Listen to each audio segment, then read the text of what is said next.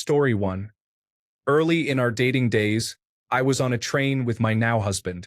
The inspector was checking our tickets while we were about to pull away from the station when my husband spotted a woman running down the platform. He pointed this out to the inspector, who stuck his arm out the window and held the train until she got on. My husband was so casual about it, didn't think anything of it really, and it was a small action, but one that likely made her day better. I thought it said a lot about his character, that he'd help out a stranger who didn't even know it. I was right, he is still that kind of guy. Story 2. On our first official dinner date, my now husband was about 10 minutes late because he was helping someone jumpstart their car in the parking lot.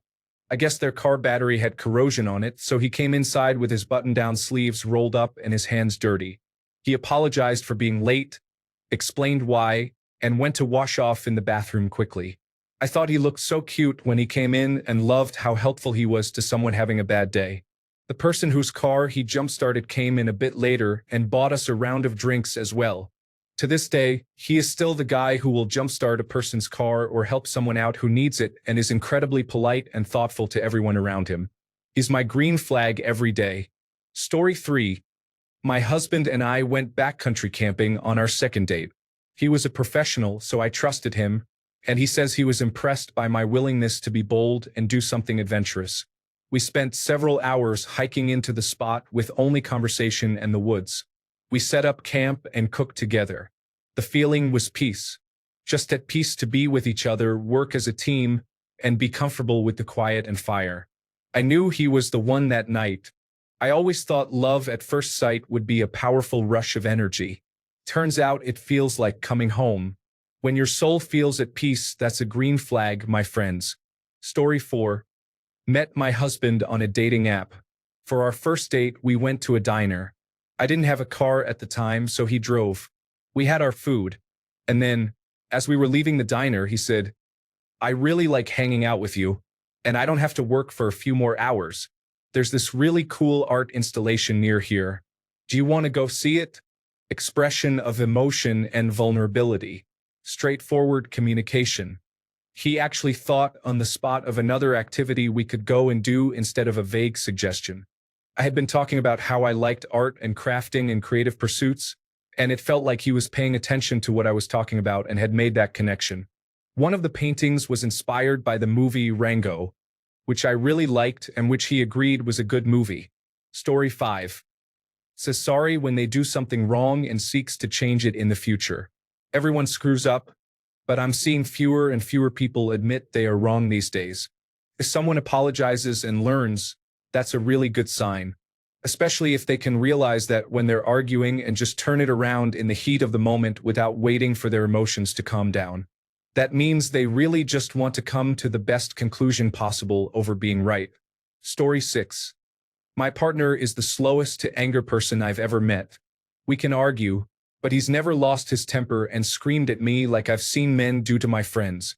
He'll be angry and, of course, talking intensely, and he still barely raises his voice. No tantrums, ever. His parents are the same, just calm people. It's really nice, coming from a high-anger, volatile family like I did.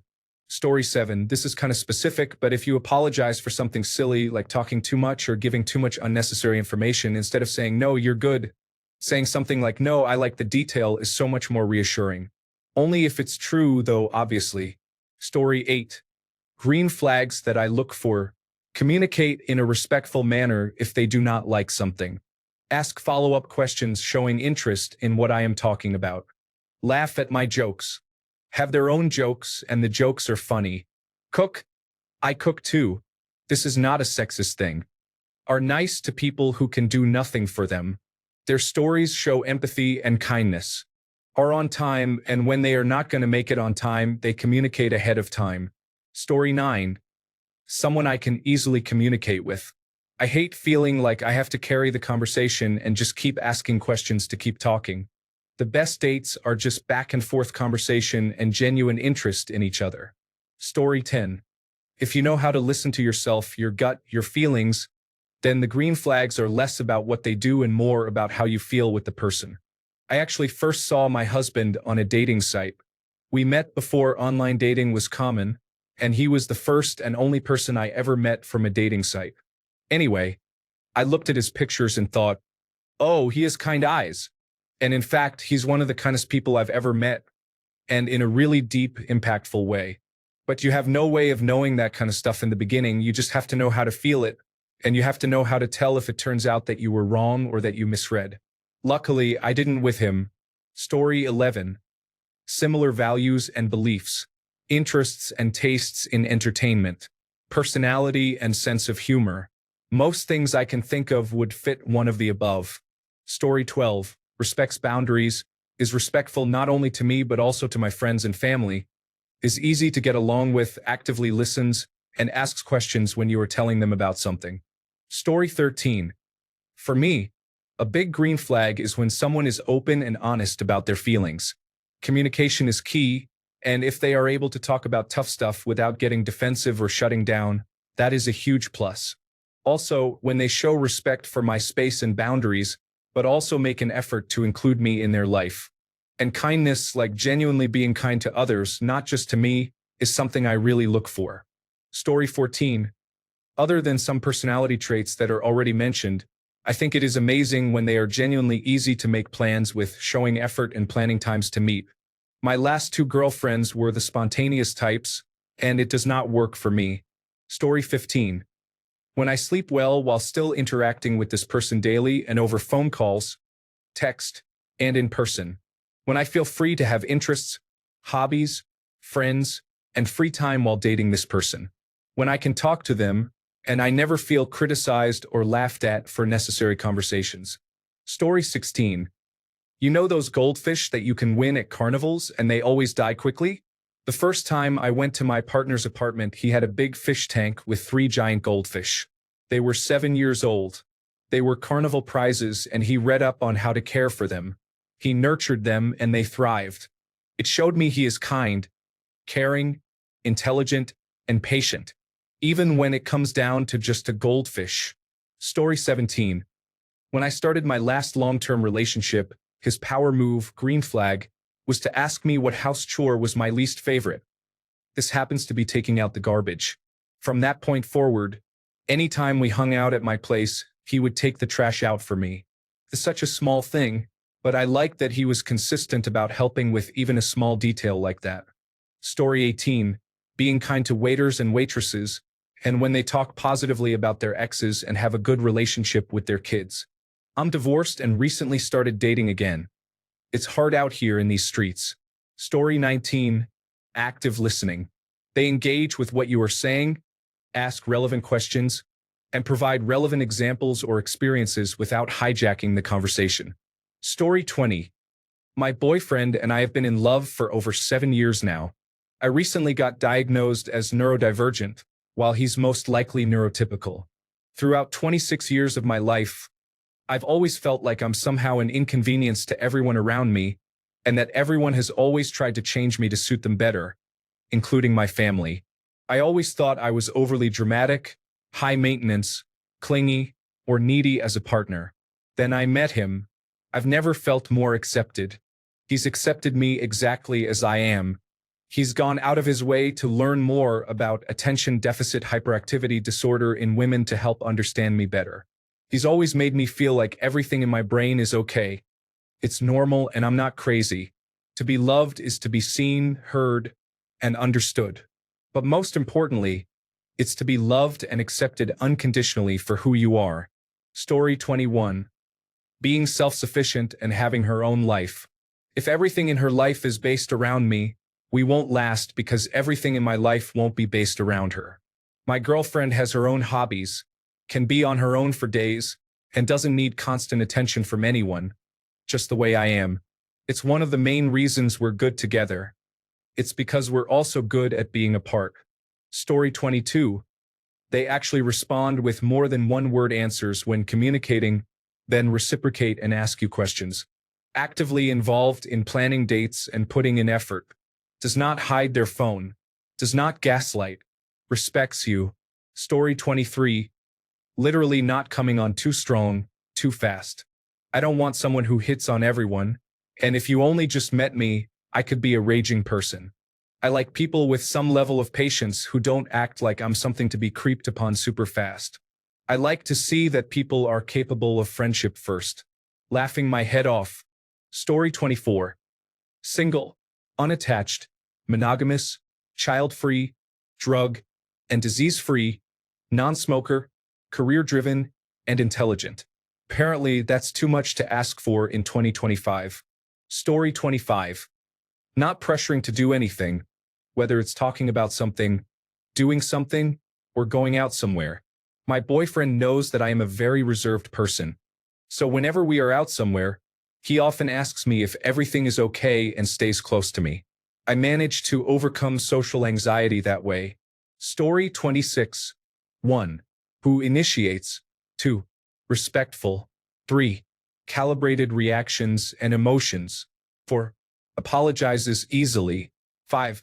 Won't judge you for who you are as a person. 6.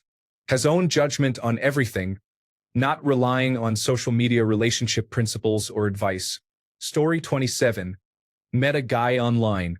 He was at work but was able to text me. We decided to meet up and hang out to smoke a bowl. He showed up and brought a book catalog. 10 years later, we're still together and read books. Story 28. She likes, or at least respects, my hobbies. I have been a gamer for as long as I can remember and got really sick of extended family giving me a hard time about it. I don't need that with a significant other. Story 29. A willingness to cook a meal together rather than go out to a restaurant. It provides an opportunity to demonstrate culinary skills, cooperation, and fiscal responsibility. Story 30. An ex would refuse to do anything intimate without a clear and verbal yes from me. At the slightest sign of discomfort, they would stop and check in to see if I was okay. Story 31. Posting a picture with you on social media is not a red flag, especially if they don't use social media a lot. However, by posting, it means that they are serious about you and are not interested in other potential people, since those people will probably know they are taken as soon as they add them on social media. Story 32. My girlfriend tells me how respectful I am and was when we first started going out. Everything from asking to hold her hand to kissing her on the cheek. I asked her permission so she would be okay. Now she tells me that I really listen to her and make her feel loved, appreciated, cherished, and valued. I didn't know all this since this is like my default reaction. Story 33. Having stable friendships, hobbies, and interests, taking care of themselves in their living space, and being able to politely disagree with you about things or tell you no. This can be as simple as telling you they do not want the appetizer, offering alternative dates if they cannot see you when you suggest, or expressing why they like a different band or artist.